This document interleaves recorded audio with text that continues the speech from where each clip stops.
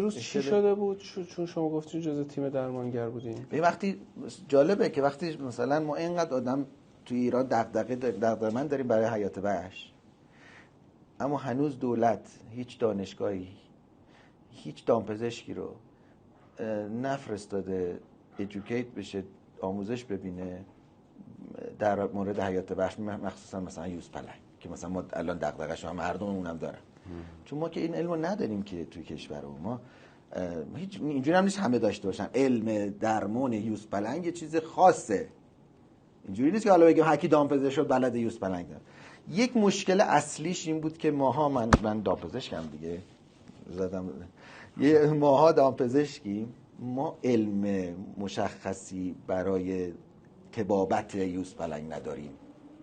متوجه میشی؟ خب از بسم اللهش خطا، نوع جفتگیریشون، نمیدونم نوع زایمانشون که نمیدونم داستانشو میدونی یا نمیدونی، حالا حرف حدیث توش زیاده، بالاخره سزارین شدن، یعنی بالاخره نشد طبیعی زایمان بکنن. حالا یه بحثایی هست که میگن اصلا نارس به دنیا اومدن یا هر چیز دیگه. بعد اینکه اینا رو نگه داریم این بچه‌ها رو، حالا دوتاشون که همون اول کار تقریبا تلف شدن و این آخری هم بیماری گرفت که واقعا درسته بعد از اینکه تلف شد فهمیدیم که مثلا کلیه‌اش مشکل داشته، حالا یه جایی از شکستگی قدیمی داشته به خاطر نرمی استخوان داشته، حالا بچه بوده، حتی یه جسم خارجی فکر می‌کنم توی معده‌اش پیدا شد، لاستیکی فکر می‌کنم پیدا شد. این حتی فکر کنم سکرت بود، من اینو گفتم نمیدونم حالا بشه پخشش کردی نه.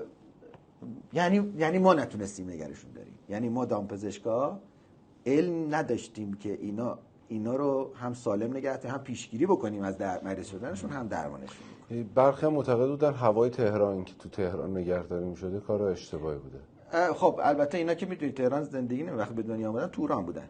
بله میگفتم ما دوتاشون رو اینجا داشتیم، دلبر و کوشکی، این دوتا اینجا توی پارک پردیسان، حتی محیطشون استاندارد بود، دما یه ذره خب اینجا دونا تو دشت و کف و اینا بردن. بالاخره اینا این سه تایی که به دنیا اومدن تو تهران به دنیا نیومدن، تو توران توی محیط طبیعیشون به دنیا اومدن. پس این نمیتونه دلیل باشه.